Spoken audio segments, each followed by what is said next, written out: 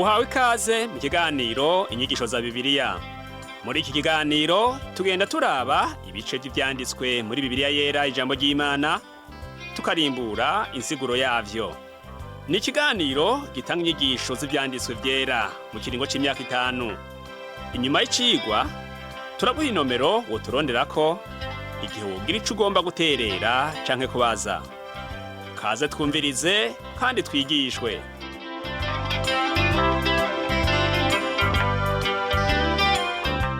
Nshuti nawe mugenzi uri kurumviriza kino cigwa c'inyigisho za Bibiliya, ndakuramukije amahoro y'umwami wacu Yesu Kristo abane nawe.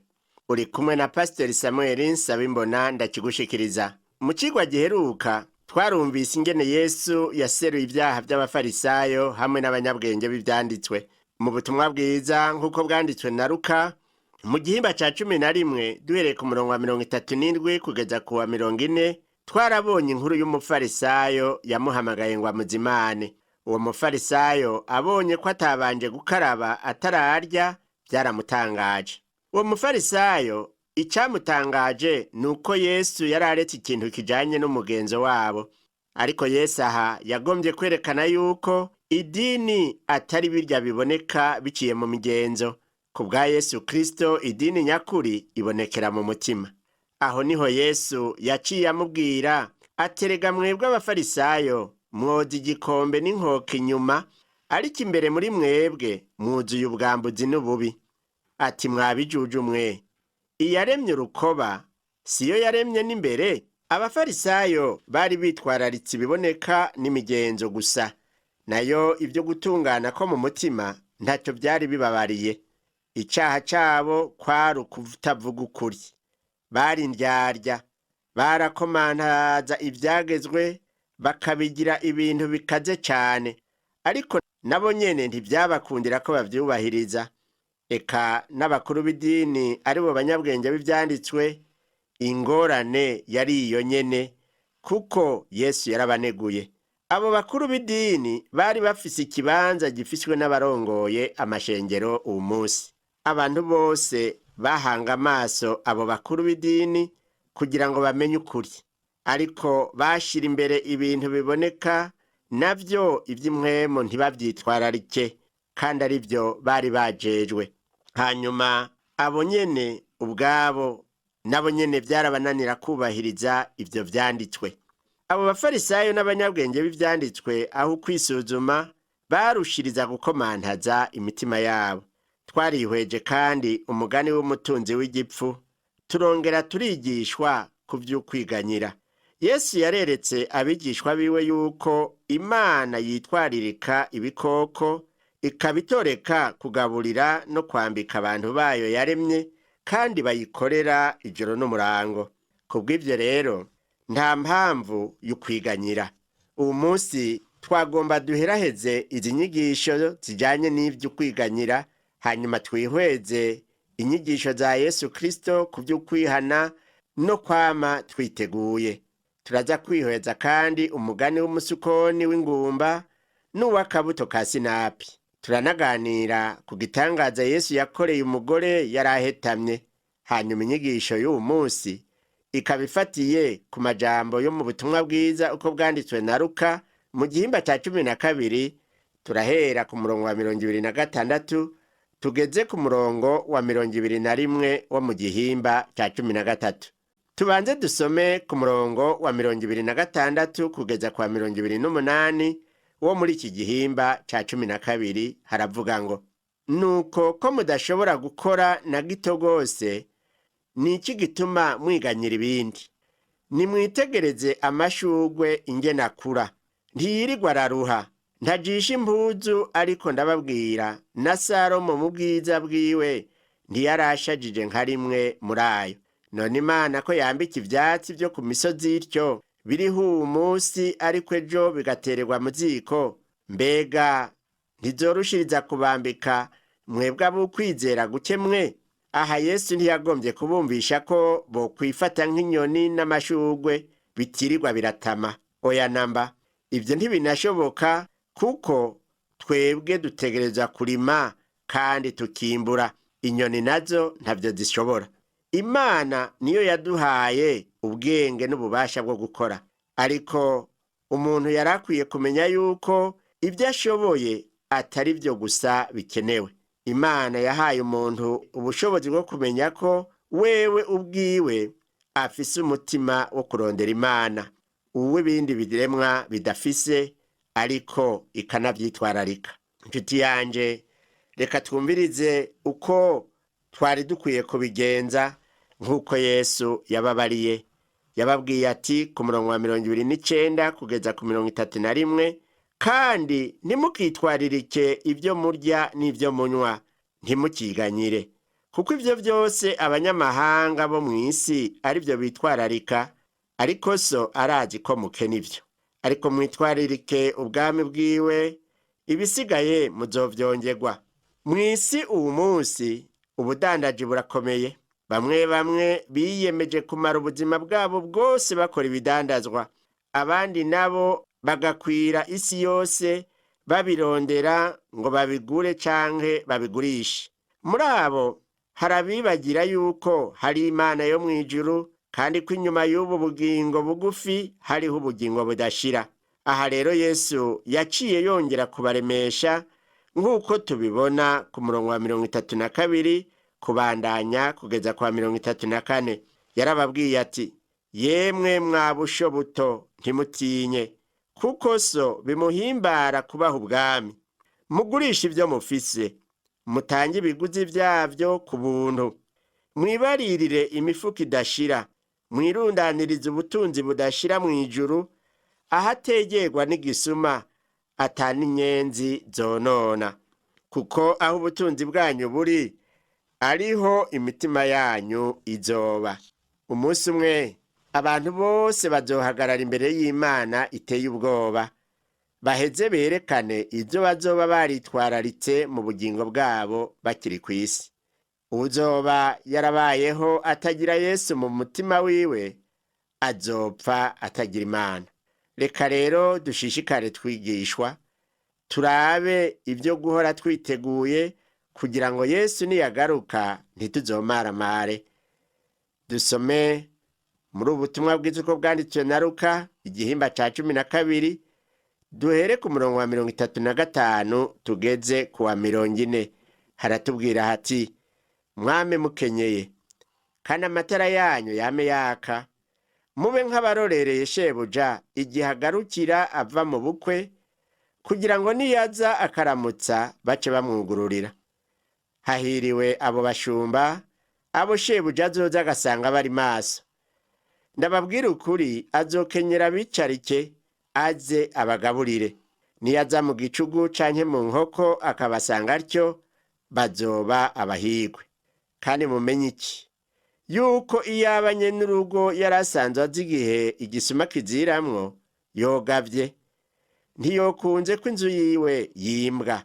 Namwe mwame mwiteguye, kuko umwana w'umuntu azoza mu gihe mutiyumviriye. Iri ni jambo ritwibutsa twebwe abizera yuko dukwiye kwamana imitima yiteguye, kuko twiteze ko Yesu aza gutwara ishengero ryiwe igihe icyo ari cyo cyose. Yesu yatanze akarorero k'igisuma kugira ngo abigishwa biwe bumva akaga ko guhwikirwa batiteguye. Petero yaciye abaza Yesu iby'izo nyigisho abo ziraba. Yesu yaciye atanga akarorero k'umukozi akora neza, ko shebuja arushirizaho kumwizigira. Umve icyo Yesu yavuze ku murongo wa 42 n'uwa 43. Dusoma ngo, umwami Yesu nawe aramubaza ati, ninde munyabigega wo kwizigirwa w'ubwenge shebuja yosigara nabo mu rugo rwiwe ngo abagaburire ku ngero yabo igihe kigeze? Hahiriwe uwo mushumba shebuja agarutse azosanga akora atyo. Turazi ko Yesu agiye kuza. Hari benshi bamurindiriye bareze amaboko aho kumwitega bariko barakora. Kukaba nkako ngo ibikorwa byacu nibyo bizoduherekeza tumaze kuva muri iyi si. Reka dushishikare dusome ku murongo wa 44 kugeza ku wa 46. Haratubwira ngo, ndababwira ukuri, yuko azomuha kugaba ibyo afise byose. Ariko uwo mushumba niyibwira mu mutima wiwe ati databuja aracatevye kuza, maze agatangura gukubita abashumba n'injoreke, akaja mu vyo kwirira no kwinywera akaboregwa, shebuja w'uwo mushumba azoza ku musi atamwiteze no mu gihe atazi, azomucamwo kubiri amusangize umugabane wiwe n'abatizera. Abantu benshi barindiriye Yesu Kristo nk'uko womengo yoza canke ntaze, cane cane kuko babona ko asa n'uwatevye. Ariko nagomba ndakubwire nshuti yanje, dukwiye kwama tugavye nk'abiteze ko umwanya uwo ari wo wose Yesu ashobora kuza. Uko biri kose, yoteba canke yonyaruka, tuzobazwa ivyo twakoze. Mugenzi, nawe we ndakubwire yuko uzobaza ivyo wakoze, ivyo uriko urakora uwu munsi. Nezeregwa namba ukorera Imana n'umutima ukunze, ariko bitameze gutyo naho ukwiye kwihana ukamuhindukirira. Dusoma umurongo wa 47 n'uwa 48 hatubwira ngo, kandi uwo mushumba yarazi ivyo shebuja agomba, ntiyitegure ntakora ivyo agomba, azokubitwa nyinshi. Ariko utarabizi agakora ibikwiye kumukubitisha, azokubitwa nkeya. Uwahawe vyinshi wese azobazwa vyinshi, uwabikijwe vyinshi niwe bazorushiriza kwaka vyinshi. Kumbure Yesu ntazoza ejo canke hirya y'ejo, ariko ico ukwiye kumenya azoza. Hari igihe tudendebukirwa kubera ko tutaramubona, ariko nshuti yanje nagomba ndakwibutse yuko aho azozira iki gihe c'ubuntu kitazoba kikiriho. Wiyubare kandi nanje niyubare, twihangane ntituzotsindwe n'urubanza.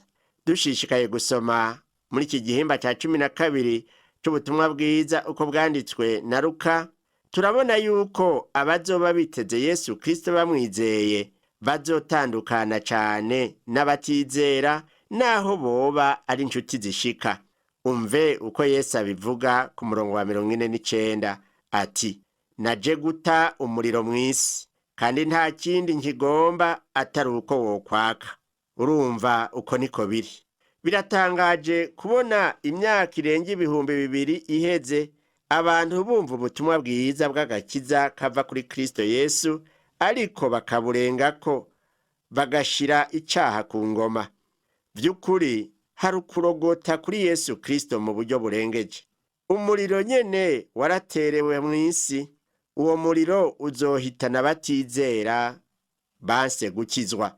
Umurongo wa 50 Yesu ashishikara kubabwira ati, hariho umubatizo nkwiye kubatizwa, mbere umubabaro ufise mu mutima ntuzohera ntarawubatizwa. Uwo murongo uravuga ivy'urupfu rwa Yesu ku musaraba. Arashishikara ku murongo wa 51 kugeza ku murongo wa 53 ati, mbega mwiyumvira ko naje kuzana amahoro mw'isi? Ndababwire siko biri, ariko naje kubaryanisha. Kuko uhereye ubu ahazoba 5 mu nzu imwe, bazokwicamwo ibice, 3 bagwanye 2 na 2 bagwanye 3. Umwana azotandukana na se n'umwana nuko, umukobwa azotandukana na nyina n'umukobwa nuko, inabukwe azotandukana n'umukazana wiwe, n'umukazana na inabukwe nuko. Aha rero ni nka kurya iyo wakiriye Kristo Yesu mu buzima bwawe, uca wankwa n'abatizera, eka mbere naho boba abavyeyi bawe canke abavukanyi. Ivyo birashika kenshi. Dusome uko Yesu yabandanije kubwira ishengero ku murongo wa 54 n'uwa 56, aho tubona yuko Yesu yagerageje kudukangura kugira ngo twuguruke amaso tubone ukuntu tugeze mu gihe kigoye. Avuga ngo, kandi abwira ishengero ati, iyo mubonye igicu kivuye iburengero, muca mugira ngo imvura iraza kugwa, kandi niko biba. Iyo mubonye umuyaga uturutse ibumanuko, mugira ngo haraba indugumba, kandi niko biba. Mwandyarya mwe, murazi kugendeza isi n'ijuru, ni iki kibabuza kugendeza iki gihe? turakwiye kubona ingene iyi si y'uwu munsi irushe. Abantu barashobora kwiyumvira ko bahambaye kandi bashoboye kuzana amahoro mu isi, ariko ivyo n'uruhendo gusa, ahubwo ico bashoboye ni ugutera intambara. Erega ishirahamwe mpuzamakungu ry'ibihugu vyunze ubumwe ariryo ONU, igihe ryari rikivuka ryari rije kugira ngo mu isi habeho amahoro. Ariko iyo witegereje ukuntu ibintu biriko biragenda uwu munsi, wokwicwa n'agahinda. Dutegerezwa kuguruka amaso tukabona uko ibintu vyifashe nk'uko ijambo ry'Imana ribivuga. Kristo wenyene ataje kubanguranya, nta mahoro y'ukuri azokwigera aboneka mu isi. Inyigisho zikurikira muri iki gihimba ca 13 c'ubutumwa bwiza uko bwanditswe na Luka, tuca tubona ingene ibintu bizoshishikara bikamera mu gihe abantu banse kwakira Yesu nk'umwami n'umukiza ngo bihane ibyaha vyabo. Dusomye ku murongo wa mbere kugeza kwa 5, hatubwira iby'abanyagalilaya Pilato yishe. Dusoma ngo ico gihe abantu baraho bamwiganira iby'abanyagalilaya Pilato yishe, akavanganya amaraso yabo n'ay'ibitungwa bariko barashikana. Yesu arababaza ati, mbega mwiyumvira yuko abo banyagalilaya barusha abandi banyagalilaya kuba abanyabyaha kuko bagizwe batyo? Ndababwire siko biri. Ariko nimutihana namwe muzohona mutyo mwese. Kandi babandi 18 bamwe umunara w'amatafari w'i Silowamu wahomvokeyeko ukabica, mwiyumvira yuko barusha abandi b'i Yerusalemu bose kuba abanyabicumuro? Oya namba, siko biri. Ariko nimutihana na mwebwe muzohona mutyo mwese. Yesu yagombye kumvisha abo banyedini b'ico gihe yuko nabo nyene nibatihana bazohona. Erega natwe uwu munsi iyo nyigisho iraturaba. Ubwa mbere dukwiye kumenya yuko umukristo aguye mu caha si ukuvuga yuko abaye ruhebwa kurusha abandi. Kuba umukristo yizeye by'ukuri bizogutuma ukira igihe c'ivyago bikomeye bizoba ishengero rimaze kuja mu ijuru. Ariko ivyo ntivyotuma uvuga ko ingorane zishikira abandi zitogushikira mu gihe ukiri kuri iyi si. Ariko Mpwemu Yera ari muri wewe arashobora kukurinda ugahagarara neza mu kwizera. Ubwa kabiri kandi ntitubone abandi bashikiwe n'ivyago ngo duce twibaza yuko tubaruta. Hari naho Imana ibikunze ko biba bityo kugira ngo nawe ubibone wongere wihane ibyaha byawe.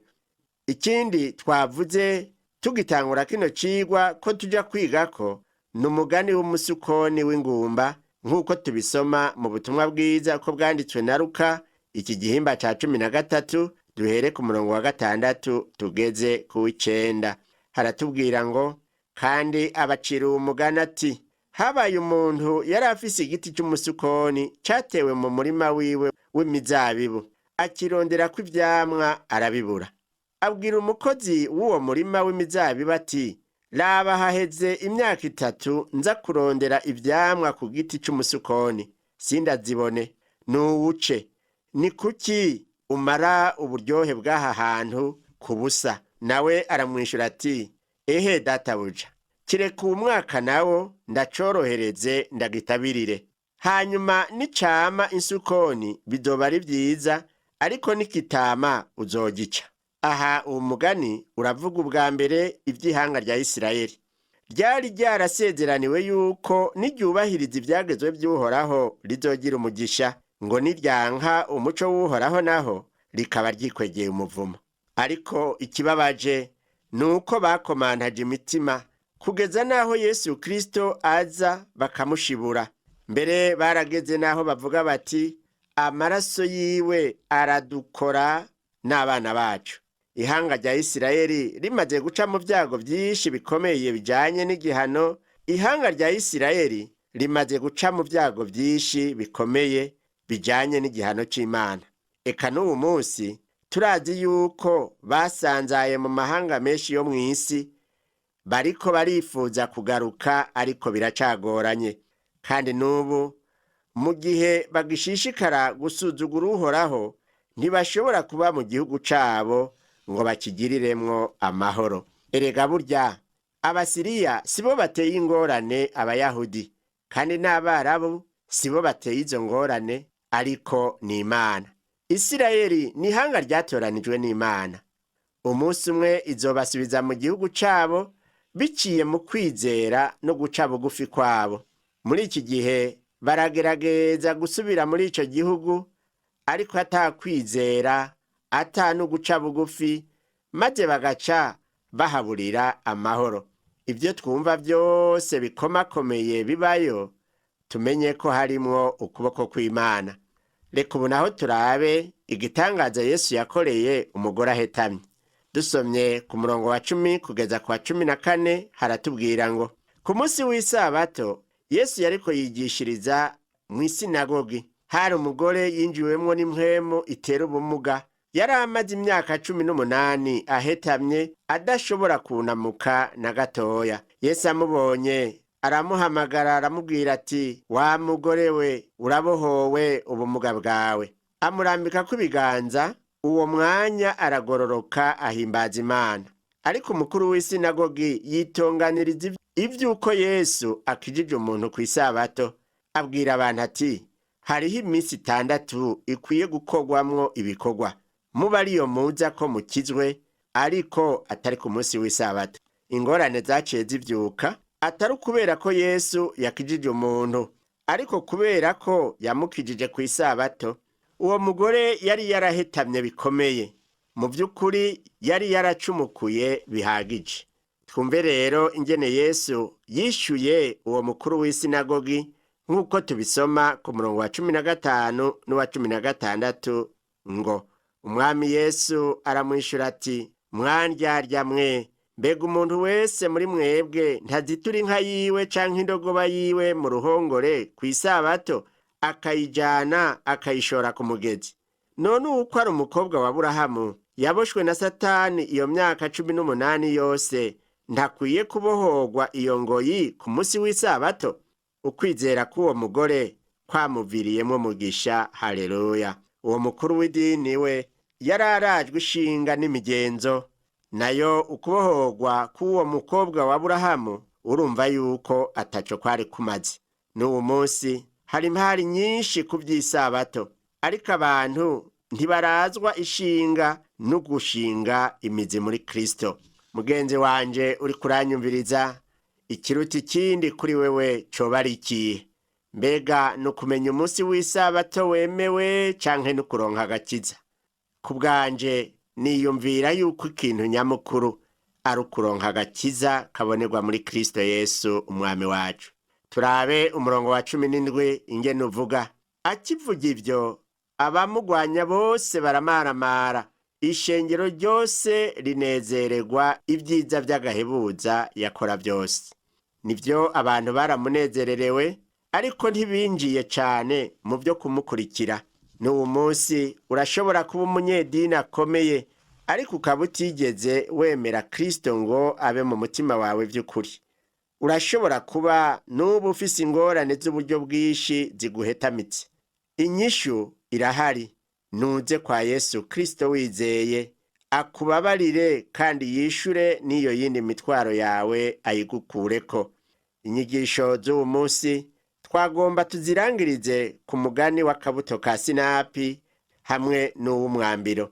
Turabe ku murongo wa 18 tugeze kwa 21 uko Yesu abivuga. Havuga ngo, kandi aravuga ati, ubwami bw'Imana busa n'iki, kandi ndabushushanye n'iki?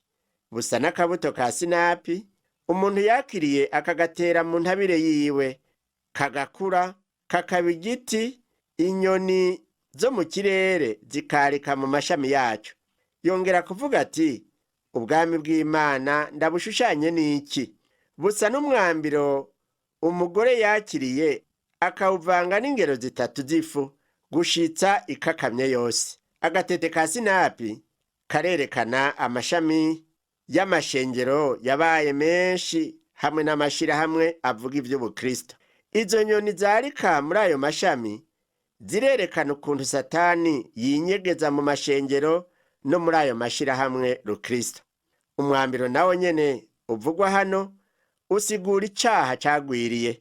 Nta na rimwe Bibiliya ikoresha ijambo umwambiro iriko iravuga ivyiza.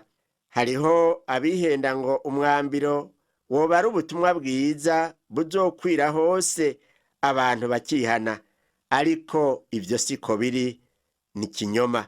Amashengero uko atunganijwe uwu munsi ntashobora gutsimbataza ubwami bwa Kristo bw'amahoro kiretse ikanguro riyagarutsemwo. Kristo wenyene niwe azoshinga ingoma yiwe igihe kigeze, hace hashingwa ubwami bw'abejejwe. Nshuti yanje mugenzi uri kuranyumviriza, nagomba ndakwinginge wewe ukunda Imana n'ishengero, urakwiye kwamufata umwanya wo gusengera ishengero ry'uwu munsi. Urisengere kugira ngo wa muriro wa mpwemu yera usubire kuboneka, ngo rikore ico Imana yaritoranirije ridafise agasembwa. Ariko ubanze uhere ku mutima wawe uhinduke, niho uzobona gusenga neza. Reka dusenge. Mwami wacu Yesu Kristo, ndagukengurukiye cyane yuko ari wewe nkomoko y'ubugingo budashira. Abakwakiriye bose wabahaye ububasha bwo gucika abana b'Imana, ariko kenshi benshi baragutera umugongo. Ndasengeye uyumvirije iki cigwa c'umunsi, akaba yumva anyoterewe kukwakira nk'umwami n'umukiza w'ubugingo bwiwe. Mana, umubabarire ibyaha vyiwe, umuhanagure mu gitabo cabo gucigwa kw'iteka, umushire mu gitabo c'abana b'Imana, kugira ngo abashe no gusengera ishengero, kugira ngo ntiryame riboshwe n'umwitwarariko w'ivy'ubu bugingo n'imigenzo itagira ikimaze. Ndabisavye mu izina rya Yesu Kristo umwami wacu, amen. Cigwa cacu cyo kuri uno munsi yigaruke ngaha, naho ubutaha umwami wacu Yesu Kristo aguhezagire.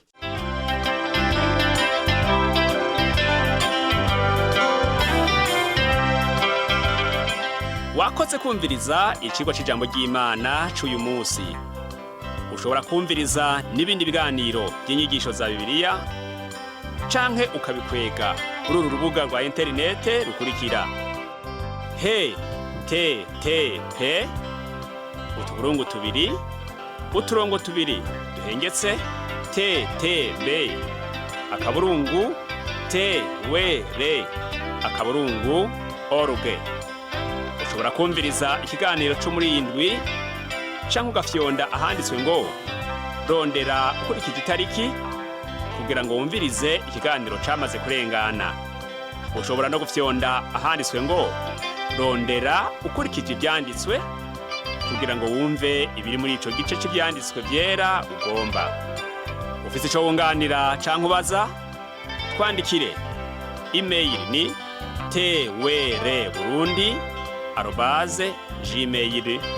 twr@gmail.com. Ushobora kandi kudusanga kuri Facebook yitwa TWR Burundi. Ushobora no kutwakura kuri iyi telefone yo mu biro. Inomero ni 22 24 26 57 mu masaha y'akazi.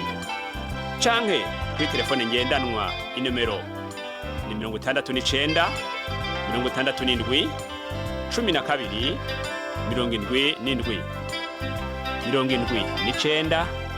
74 19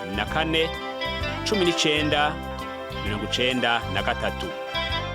Dusanga kandi kuri WhatsApp, nimero ni 79 38 71 99. Yesu aguhezagire.